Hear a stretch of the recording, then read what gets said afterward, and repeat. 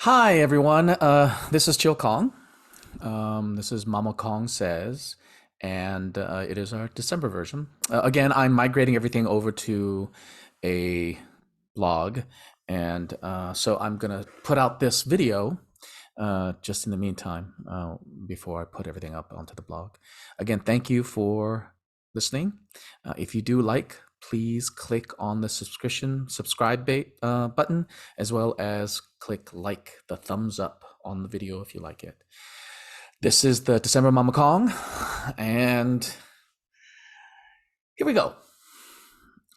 This Mama Kong says, well, it's not about Mama Kong, or rather, it will not center around her. So please bear with me as I indulge in an important moment for me. At the time of this writing, I am prepping for my black belt test. We already thought you had one, you say. Yeah, Mama Kong said the same thing when I told her. The first time I received my black belt, I was so young, barely in my teens. I look back at my years away from Taekwondo and my eventual return as a strange journey. A small part of the black belt test is a written essay. In order to understand the person standing before the grandmasters who will be judging the aspiring black belt, the essay serves as a way to tap into the heart of the student. Most of what the test entails is physical, but the essay looks into your heart. This portion is a way to codify the one-on-one master to student relationship that permeates the folklore of martial arts. Many students take this opportunity to share their knowledge of Taekwondo's history. Some share the little bits of philosophy, and some, like me, wanted to share a little bit of silliness and how I got to this moment. Okay, but first the silliness. Taekwondo began amongst the rubble of post-war South Korea. Now, it is a different image of Korea than we know now, a far cry from the sophisticated nation full of romance and high school bullying revenge stories depicted in K-dramas, a far cry from the entertainment powerhouse it is now. The little nation that so many fought over can no longer be considered a tiny nation to be pitied. Our stories are told in every language. Our songs are sung in Korean, some by non-Koreans, and our food is beloved by the foodies and greasers alike. And our martial arts is practiced worldwide. Imagine being on a military field with the president of a young country showcasing a martial art for the first time. It was 1952, and the officer Choi Hong-hee demonstrated one of the early iterations of Taekwondo.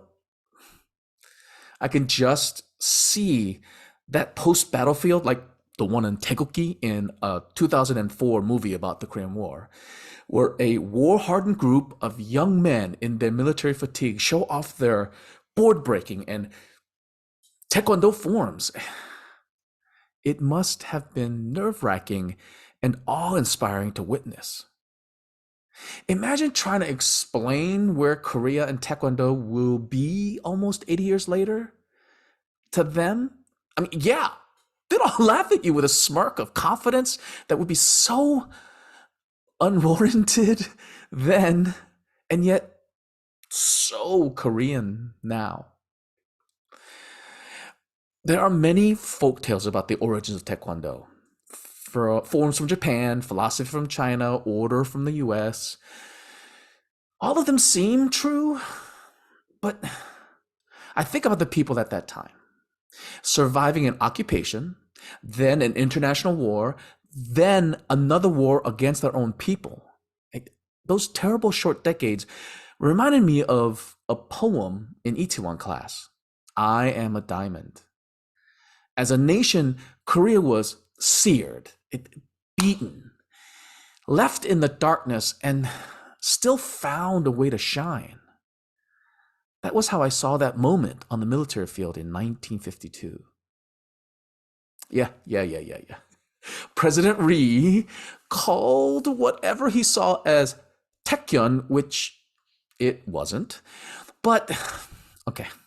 Then all the Korean Taekwondo masters formed into a collective of kwans, which then splintered, which then evolved into Taekwondo. Ta-da! I know. These are tiny details that I will shrug off with a chuckle. Oh, my Koreans.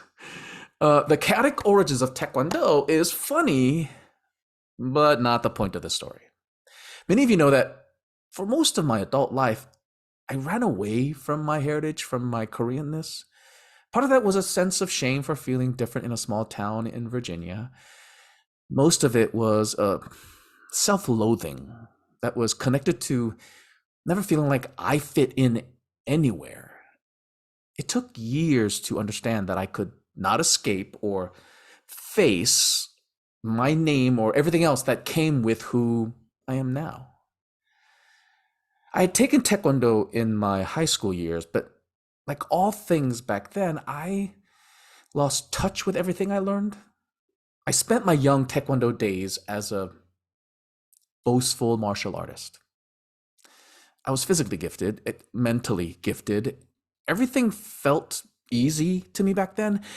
And because these things felt easy, I underestimated them, undervalued them. 20 years flew by.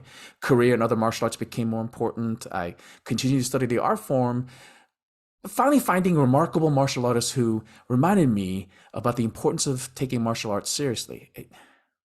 It wasn't until I returned to my hometown to take care of my parents that I began to recognize myself. That was when I found Grandmaster Park and World Champion Taekwondo. I came to World Champion Taekwondo just to check it out. Right? After first meeting Grandmaster Park, I quickly felt his intimidating presence. It reminded me of my Taegukgi movie-inspired version of Officer Choi in a black and white film. It's stoic. Grandmaster Park is an old-school martial arts master whom we all fear and respect at the same time. He also reminded me of all the Koreans I ran away from back when I first learned Taekwondo. With age came new eyes. With time came understanding. As I stood in front of Grandmaster Park, I understood, maybe for the first time, that I needed a physicalization of all the things Korean that I was re-embracing. K-dramas feed the heart. K-foods feed the body, and K-pop feeds the soul, but Taekwondo would feed all of those parts of me while requiring my sweat, my effort. So much of the Korean experience can be done alone, not Taekwondo. I needed to be a part of a school with students and teachers who could feel this, who could feed this old body. Looking into Grandmaster Park's eyes as he watched his students, standing strong, I knew I found the martial arts home I needed. I wanted to start fresh, relearn all the things that felt easy with a much older body. Age tends to remind the flesh that the arrogance of youth fades. Even though I knew my mind would eventually remember all the moves, my body was not the same, and I might not be able to physically do what the mind wanted. I didn't want to continue I didn't want to cheat the process. I didn't want to continue my Taekwondo journey from where I left off almost 30 years ago. I am thankful that Grandmaster Park understood my decision to begin again, fresh, belt without color. My body is older and my memory's hazy. But for the first time, I was ready to embrace my Taekwondo journey. re-embrace it anew. This year has been incredibly fulfilling. Spending time in a space with others eager to learn, there is something powerful about humbling yourself in something that you once thought you conquered, understood, mastered. I thought I'd feel a sense of shame, no, failure, putting on a white belt.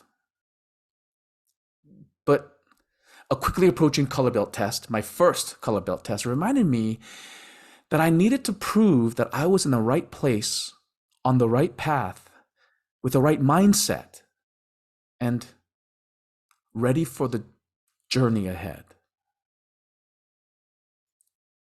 Moving up to yellow belt, taking my first belt test, and taking that small initial step felt really good. I was excited again about learning and learning so much about myself at the same time. As my body grew stronger, something surprising started to happen. My connection to the history of Taekwondo evolved. From body to mind, my appreciation of the differences between what I remembered and what I was learning now grew. Like much of the history of Taekwondo, my origin story was jumbled, flawed, and representative of why there is a divided Korea. When I started as a teenager, I learned the movements, repeated them, and understood its power, but not the why. In comparison to many of the martial arts around the world, Taekwondo was considered young. Against that comparably short martial arts history, and despite all the struggles as an equally young nation, we still stood tall. Just as K-dramas, K-pop, Korean cuisine have become an internationally recognized phenomenon, so has Taekwondo.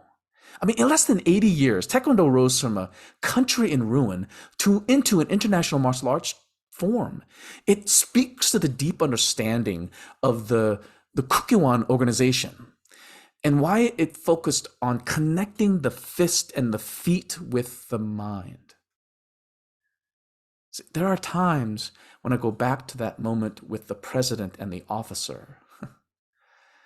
What a revolution that must have been. When at a crucial time in Korean history, we as a nation needed a physical manifestation of the resilience of the people of South Korea. That was when Taekwondo was formed.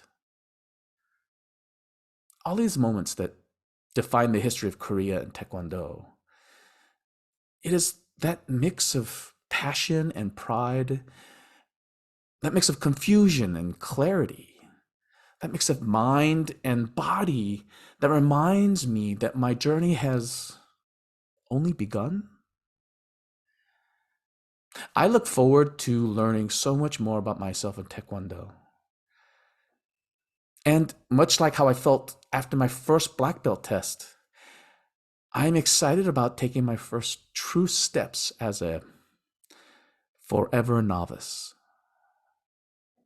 I will stand before grandmasters at my black belt test as a humble student, once lost, finally understanding that the tenets of Taekwondo are only a guide. Like the sailors who look to the stars for their true north, or the way MommaKong has become my anchor. The black belt that I hope to earn in Taekwondo is only the beginning. It's only the beginning. Just pray that my body holds up.